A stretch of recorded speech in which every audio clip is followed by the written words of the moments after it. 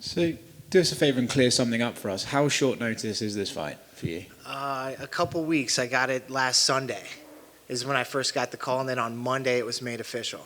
So is this the shortest fight notice you've ever had, or? No, man, I've actually fought on 24 hours notice before. Okay. So, and that was 3 fights in one night. Right. And I won all 3. So I typically do well on short notice. So 2 weeks doesn't really phase you, know? No, I actually, it would have been cooler if it was 24 hours notice. You got less time to think.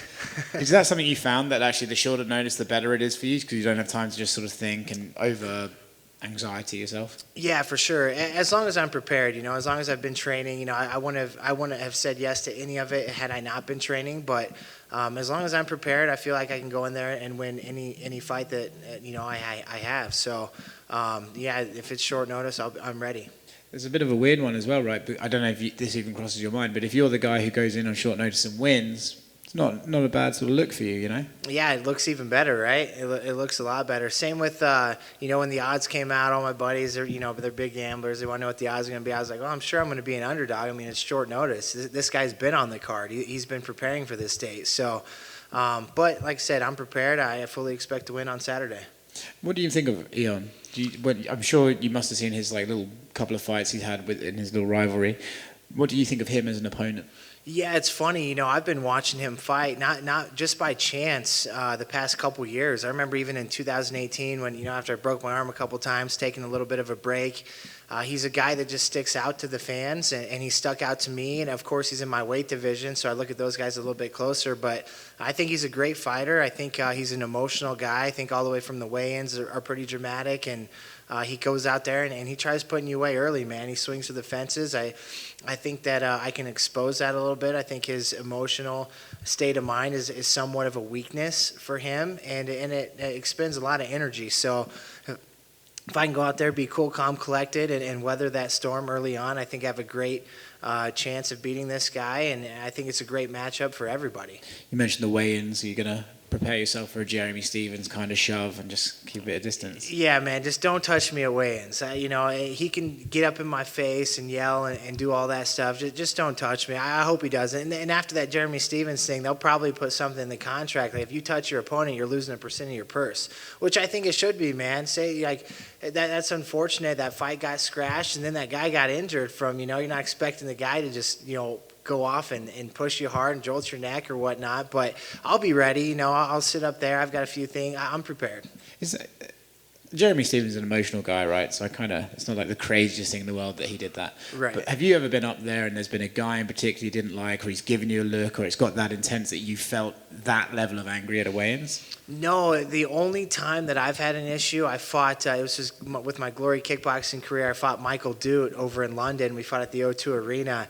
And it was one of the first Dutch guys I fought and foreign guys, and he got right up in my face, and I thought he was gonna, I didn't know. I thought he was gonna touch me or kind of push me or do something, and he just got up in my face. He goes, "Tomorrow I kill you," and I'll never forget it, man. It was the first time I've had that confrontation at weigh-ins, and my armpits just started sweating profusely, and I got so worked up, I broke out in a sweat.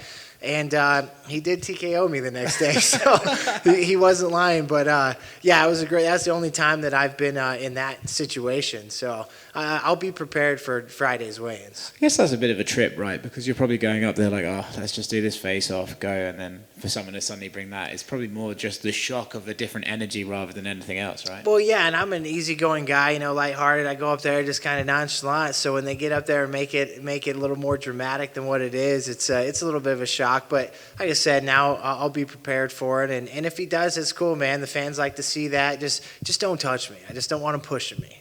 I'm looking forward to the fight, man. Yeah, thank you, man.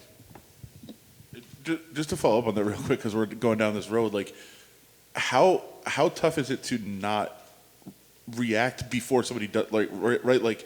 You're up there, you don't expect him to get all intense, and then when somebody starts to get intense, you're like, do I need to go first? To react before they even do something. How tough is that mindset? Yeah, like I said, you just have to be prepared. Usually I walk up and put my hands behind my back and, just kind of sit there and make it casual. But in this case, my mind's already prepared. I know, I'm expecting him to come up and do something crazy. So, I'll probably get in my stance and get ready for, if anything goes down. So thanks.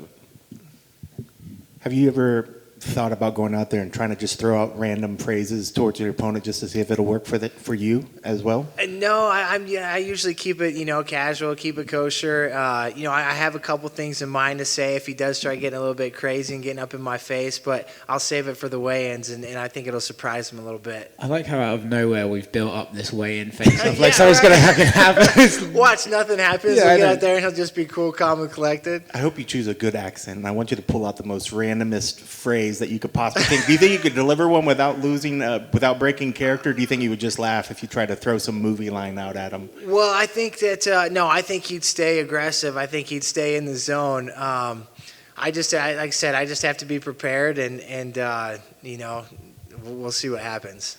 When it's so short like this, is game planning even a thing at that point, or is it just staying focused on yourself? Or do you try to cram? Are you the kind of person that does watch tape on opponents?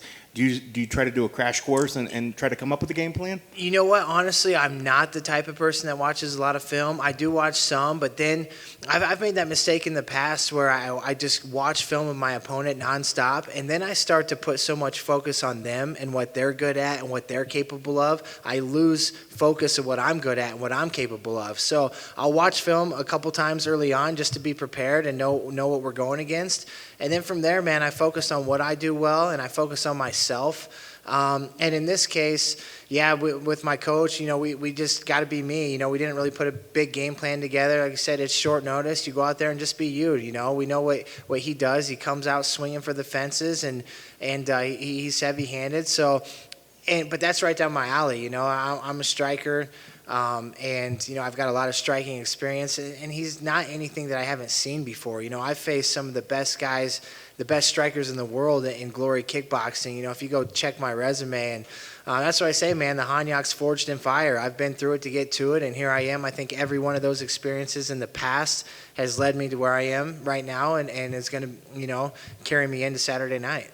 And I think that says something to the activity level. We've already spoken to a lot of fighters that, this is almost their first fight they've had in a year's time. You're staying pretty active. What would you attribute to being able to stay active? Is it just being near the phone, ready to take that call? Is it going out there and giving that 100% every time?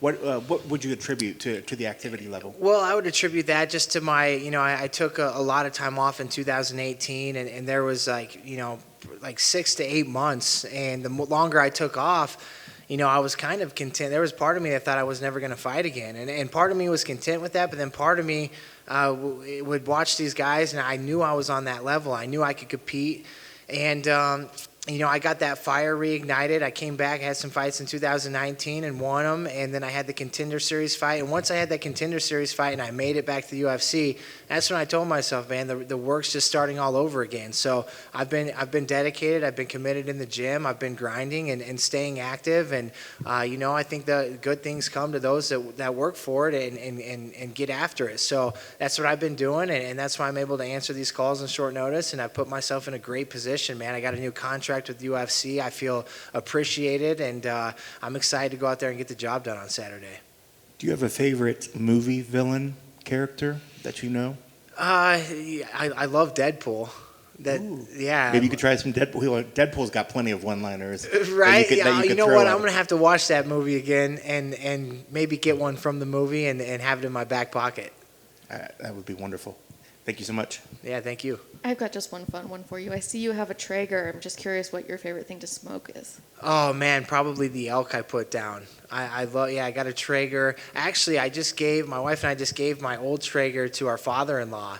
And so we're actually in an apartment complex right now that doesn't allow Traegers. We sold our townhome, moved into there. And so we gave our Traeger to my father-in-law. I can't wait to get my Traeger, to get a new one and get on it. But my buddy who lives right down the road, we go there and I put down a big bull in November, and before every fight, I'll go there and we smoke some anything from the bull that we put down, and we come into fight week. So probably the elk. I did have to ask. I saw the dog tags. Are those decorative, or you didn't serve? Did you serve? I did not serve. You know, it's something that my coach put together. It's a quote from the man in the arena, saying it's not the critic who counts, it's the actual man in the arena. And then it's got my name, and it says Factory X and FDR for Fine Daily Results. So I don't wear these all the time. I have a big man in the arena poster that has it all quoted out, and I hang it on that. And then come fight week, it's something that coach made up for all the fighters. And when we have fight week, we'll wear them out to the cage. We take them off and put them on coach before we go in. So kind of a cool little tradition we started at Factory X, and just got to keep it rolling. Awesome. Thanks for sharing.